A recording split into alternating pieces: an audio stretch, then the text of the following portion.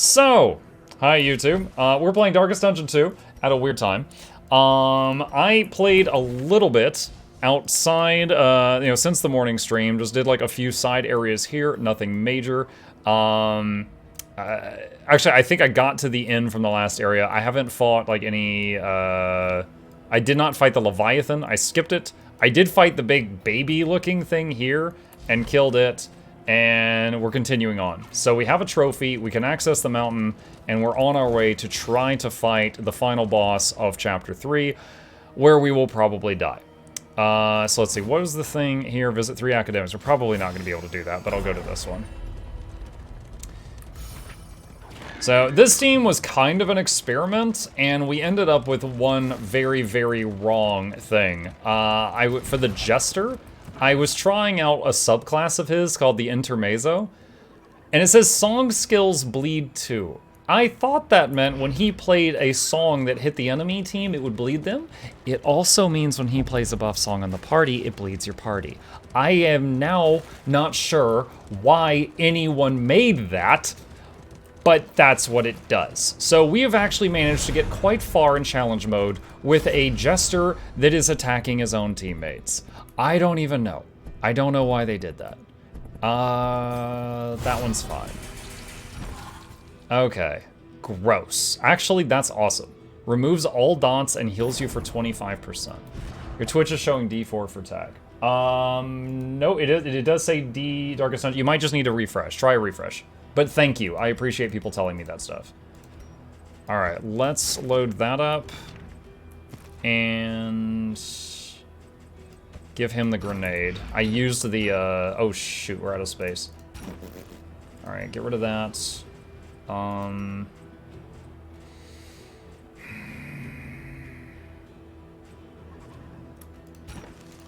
Dang it, I don't really want to throw these away. Do classes upgrade or evolve? Can you get rid of the friendly fire blade? Not in the middle of a run. In general, yes. Right now, no. When deliberation is exhausted, trust your instinct. For example, you can change your skills. Like, he can use any of these skills. You could choose 5 of them to bring, and you can swap, like, between fights. And during a challenge mode run, you sometimes need to do that. But this is locked in when you start the run. Right now, I'm running Man-at-Arms Bulwark. He's basically our tank. The Flagellant as a Wanderer. I'm trying to use this guy as a healer. He basically transfers his life to others, and then he has a skill called More, and basically he goes hit me, and you hit him and he heals, but it has a cooldown. But this is kind of an experiment. The Jester, we were trying out Intermezzo. I'm never using that again. But he does have a cool skill called Encore, which gives someone else a second turn. So he basically gives one of his turns to someone else, and she's our gun. She is just stupid fire damage, and I actually got a Blankie that increases her fire damage by 2 per tick, which is huge. So like this, instead of doing 5 per tick, it does 7, and so on and so on. So that's been really good. Okay, I can't lose another wheel. I cannot take the middle path. So, Watchtower, I guess. Ruts in the roadway. There is a barricade ahead. Is the only solution Intermezzo no team buffs? I mean, I guess he does have one cool thing, is he has got a skill called Force. Oh my god, it's the lady from, what is that? The Antiquarian from DD1. He's got a skill called Forced March, and you put it on someone and they have to move to the front of the line and they bleed the whole way. But he has like a different subclass that's just better at bleeding in every single way. Okay, so she's guarded by a mongrel. So like right now, I'll do Encore on her. Okay, and then she gets to basically do 2 things this turn. So I am going to Controlled Burn, which is going to hit that and start burning that square, and that thing will die, but it'll take a little bit. He's going to Taunt. And then she gets to go again.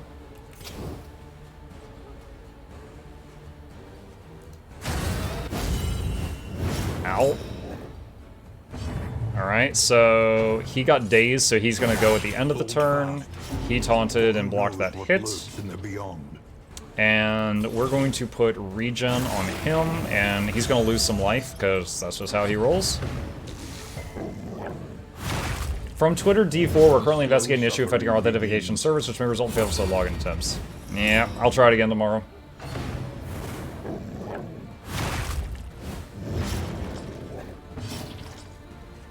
Okay, let's do...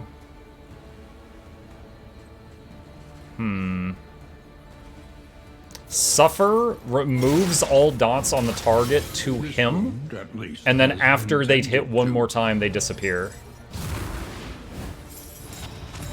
He got dazed. Additionally, I could cauterize him. I'll hold off on that right now. Both dogs... I'm not sure if that one had enough to kill it. It definitely does now. Agony by accumulation.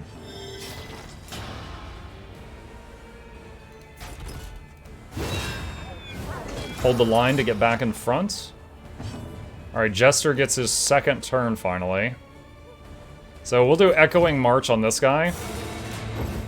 And he's forced to move. Okay, actually he resisted. He resisted part of it, but if he moves, he bleeds. Alright, so Solo was blocked by the dog and it missed. It's a weird concept. Someone body blocking, but then you miss it, so it doesn't really do anything. Alright, I'm gonna cauterize him. Relief comes rarely in these times. That's a big heal, but I can only use it when they're bleeding. Dog misses. She put dodges on everybody. He was forced to move forward because of the march. Taunt again.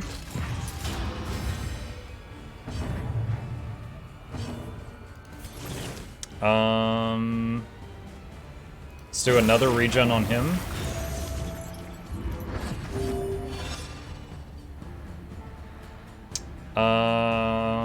There's a high chance this could miss. Okay, finale, bunch of damage. So they should both die from dots.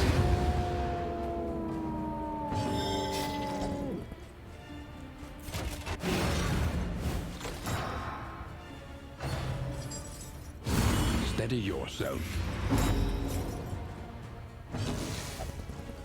And let's absorb those dots.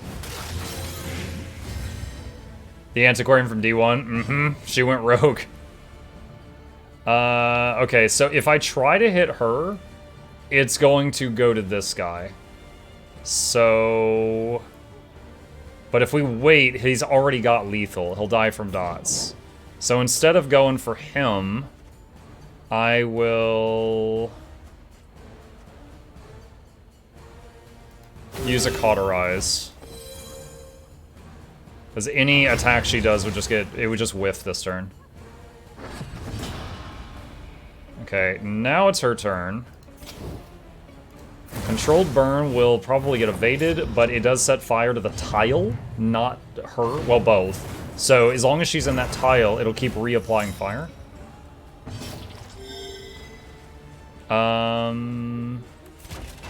Redo taunt. Regen on her. Encore, give her another turn. She's our main source of damage right now. Critical dot means it will last longer. So look at that, 14 damage a turn for 5 turns. That's already lethal. We just have to get there. Alright, because she's not in that square, she's not in the controlled burn anymore, I'm going to try to knock this corpse behind her, which will shift her forward. I got really lucky. That was I basically won the 50-50 twice in a row. Yeah, anything I can burn, she does stupid damage to right now.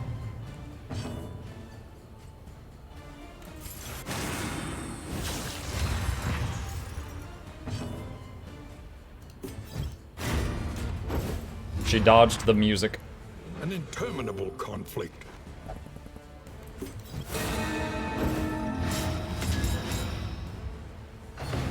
Death Store. Nervous Stab. Regen on him.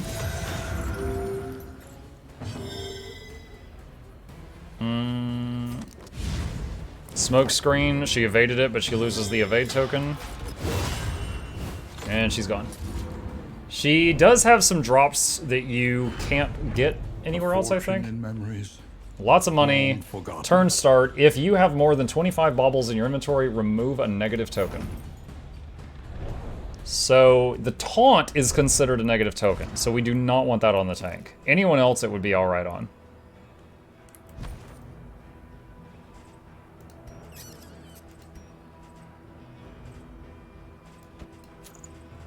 Be okay on him. Monk, can you explain very briefly how the position for allies enemies affects in turns, works in Darkest Dungeons? Haven't played. Sure, I'd love to. Hang on, let me get in another fight, and I will show you. So the positions for Darkest Dungeon 2, the combat system is almost spot on the same as Darkest Dungeon 1. Like, if you understand one of them, you could play both. Alright, so Watchtower just opens up the question marks on the map. Right now we want to run over this stuff on the road because it can yield random loot. When I first started playing this game, I was avoiding it, thinking I was going to lose a tire or something, and I didn't realize I was avoiding loot. Okay. So, the short of it is, every skill in the game can only be used while standing in certain positions, and can only hit certain positions. So let's take this first skill, Firefly. If you look, it has gold dot, empty dot, empty dot. That means the back 2 slots, so 1, 2, are okay, but she cannot use this skill if she's in the front 2 slots. Likewise, if you look, for the right side, it says empty dot and then 3 blue dots. So if I click it, it cannot hit the front guy. So the TLDR is if she's in one of the back 2 slots, she can throw fire bombs at 3/4 of the enemy slots. That's it. Controlled Burn can hit any of the 4 of them, but it cannot be used if she's in the back slot. And then, you know, if we look at the man-at-arms here, Rampart, the shield bash, he can hit any of the front 2 enemies. That kind of makes more sense. He doesn't have a stretchy arm. He can't hit the people in the back. But it also, it's like a lunge, so he moves forward a slot. So if he was here and he uses shield bash, he will swap places with this guy and bash. So right now what I'm going to do is I'm going to throw Controlled Burn, which sets the first, so I'm going to set that tile on fire, and it'll start burning through him. And then I'm going to Encore, which hits a teammate, but he can only use it from the back. Give her an extra turn. Agony by accumulation. So she gets another turn, and then I'll just throw a bomb at that guy. A master stroke. So he's dead in time. This guy, this skill does 2 things. It will give him block, which takes massively reduced damage from the next hit, and taunt. If the enemy's able to, they're forced to hit him. That doesn't mean they always hit him, it's just if they're able to. Because, so like, for example, her main attack from that position cannot hit the front.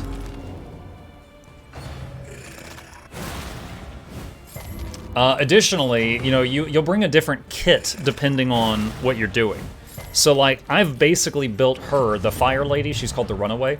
I've built her for doing damage from the back line. If you wanted to have a team where she was closer to the front, instead of Firefly, which you can only use from the back 2 slots, you would bring Searing Strike, which is kind of an equivalent move, but it can only be used from the front 2 slots. The Jester has an interesting skill called Harvest, where he hits the middle 2 slots on the enemy team. Those 2. I don't have it loaded right now, but he does have that option. So, it's her turn again. This guy, throw another burn on him, and that should be lethal if it wasn't already. Controlled Burn is still applying fire to the front row each time. This guy's currently taunting, and he's got a skill called More. He's a sicko. But basically, anyone who hits him, he'll actually get a 15% heal for up to the 3 hits if he survives to the next turn. So he dies from dots. He goes, he hits him because he's taunting, and there's another pain token there. Alright, let's use Echoing March, which forces him to march forward into the fire. So he just moved back because right now he actually has a disease that makes him randomly move 10% of the time. So I'm actually going to use Hold the Line, which does damage to a target and moves him to the front, which fixes the party order. Okay, she's bleeding, but it's super minor damage, so I'm just going to throw a Firebomb. Jester has a move called Solo, moves him to the front, and then he has another move called Finale he can only use from the front, which hits like a truck. So we are going to do that. Now, he couldn't go to the front because the Man-at-Arms has locked himself in front because we just used Hold the Line. Otherwise, he would have gone, but the Man-at-Arms did not let him push past. Let's use Suffer. That will take her bleed and move it to him, and then next turn it'll cure it.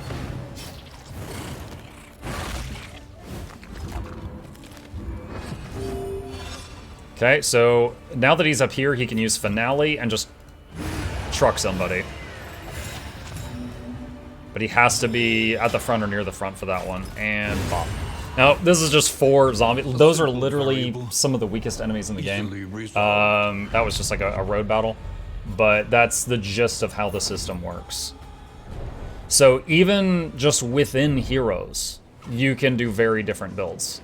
So, for example, this guy. He has a skill he can use on the front 2 people that hits them and basically poisons them. He also has a move called Acid Rain, which hits both of the back enemy team, and that's not common. He hits the 3rd and 4th enemy at the same time and poisons both of them, which is very powerful. Right now I'm using him like a weird healer, where he just absorbs pain to himself and then eats it, and then he gives healing to other people. So, I mean, he could do like a melee build, an Acid Rain build, or a heal build, just with this one kit, and that's just with this subclass. He has other subclasses too.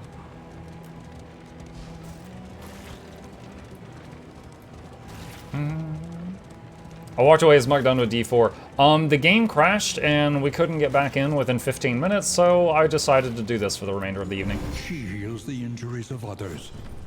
Alright, so we can cure that, because we're at a field hospital, and we can also cure negative quirks if we want to. We have a lot of money, so I'm going to actually pay to cure stuff I would normally not care about.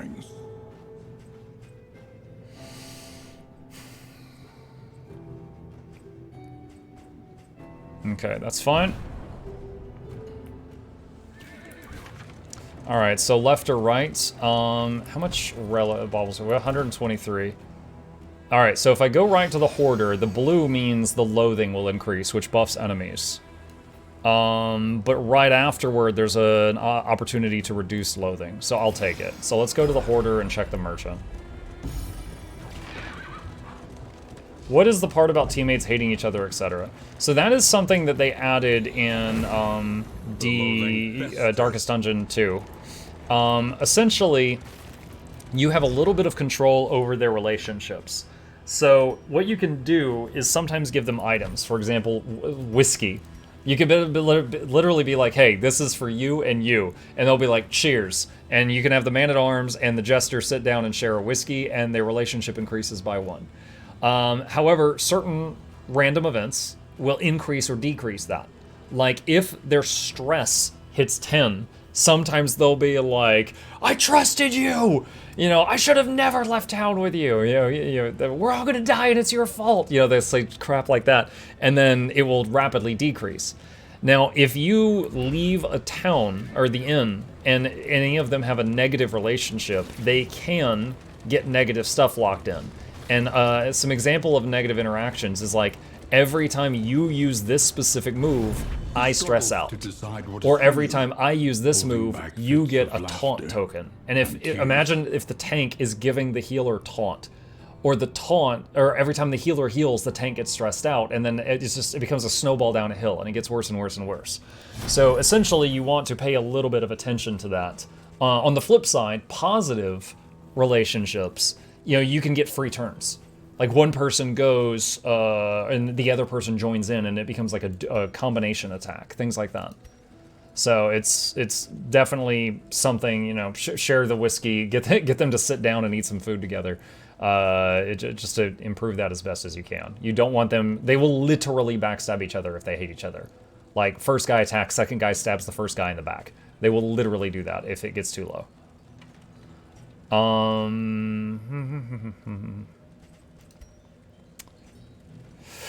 Okay, Searing Scripture, round down, remove a negative token, remove combo token.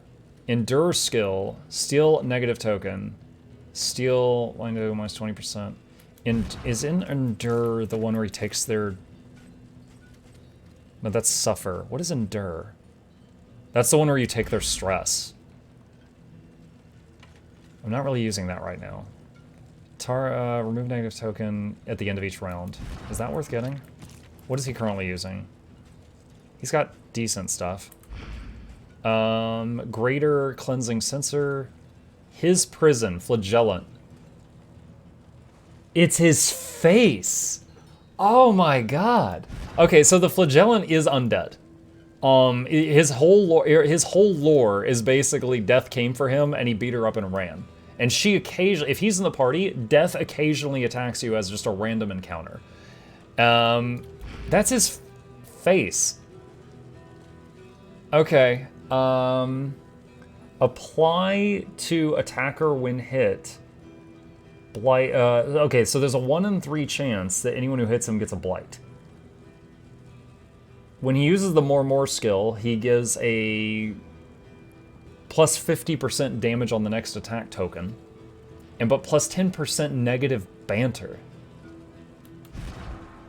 He is using more. I don't know if it's worth getting rid of the stuff he currently has. Plus 25% healing received from skills.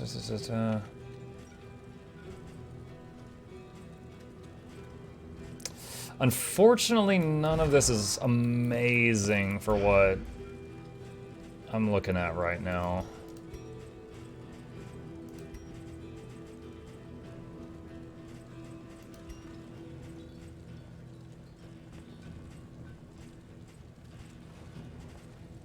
And we're near the end, right? Yeah. We got a couple more fights and then the final boss of this run. Alright, so I'm just gonna pass on that. Let's see. If I go right, we lose a wheel and we have no more spare wheels. We are gonna go left. Opportunity. Let us advance unimpeded. So I've got a random encounter that resistance encounter that will reduce the loathing, and then a random street encounter. And then Cultist, which is always the thing before the end. And then after that is probably 2 fights, and then the finale of this run. Plague Eaters. What happens if you lose a wheel with no spares? If you would lose a wheel or would lose armor... Oh. I could just run. They're not gonna like that though. What is their relationships? It's 20. So really, nothing's going to improve. All right. Well, I need to decrease the loathing. All right, I'll do that. So if you run out of flame, run out of wheels, run out of armor, and you would lose more flame, wheels, or armor, the wagon breaks down, and you have to do a battle while fixing it. And basically, it's awful because every round, one of your people is using their turn to fix the wagon and not helping in the fight. All right, Encore, give her an extra thing, and Controlled burn on the front row.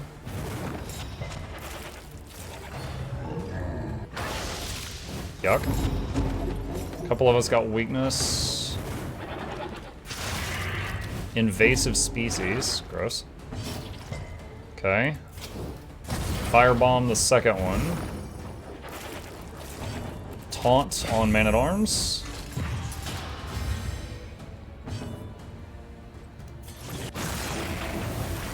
How's our torch, by the way? 32.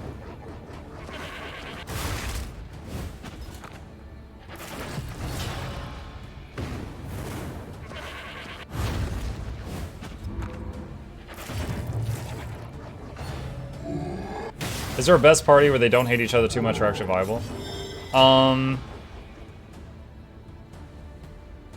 One sec. So, every party you make, they will all start out as neutral with each other.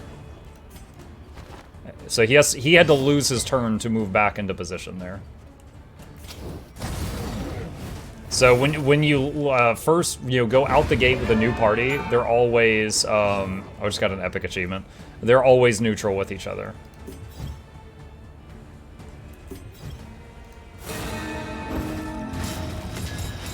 Like they all like or hate the same choices.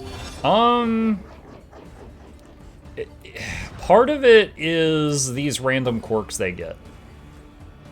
Like, these quirks will influence whether they like or hate certain things. So, is it possible? Yes, it is possible. Is it often? No. Ooh! 39 crit? Oh my god. And he death blowed immediately. That was 2 uncommon things in a row. That's awesome. Alright, this guy's gonna die soon. I'm gonna try to blind him. Just, nope, he resisted the blind. I was trying to make it to where I wouldn't take another hit from him. Yo, Muck. Hey, British bro. Dude, what's up? We're playing your game.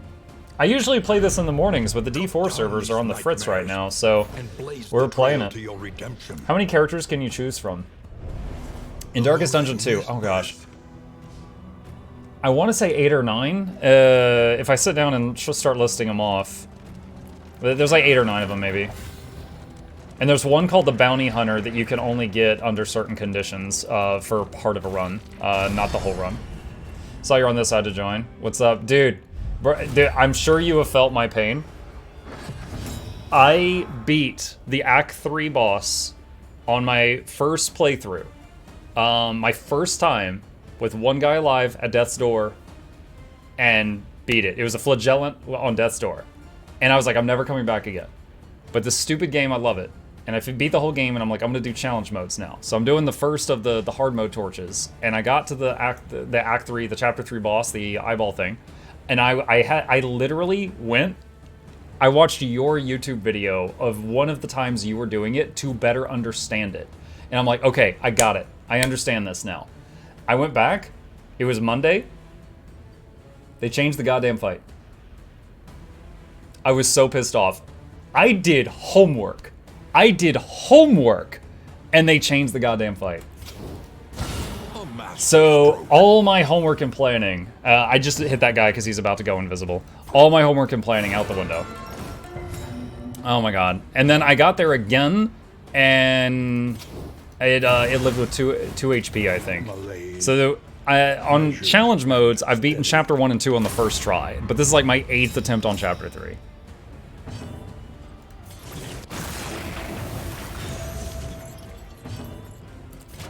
Taunt.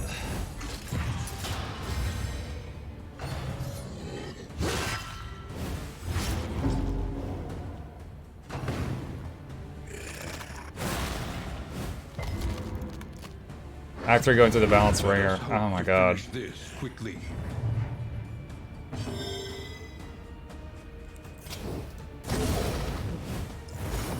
Yeah, what you're seeing now is not me trying to make an optimal team. This is me kind of doing some experimentation, but it's been fun. This guy's doing Encore. This is my first run with Intermezzo. And I don't think I'm ever going to do it again. I did not realize that he would bleed allies. Stupid. So he keeps bleeding my own team.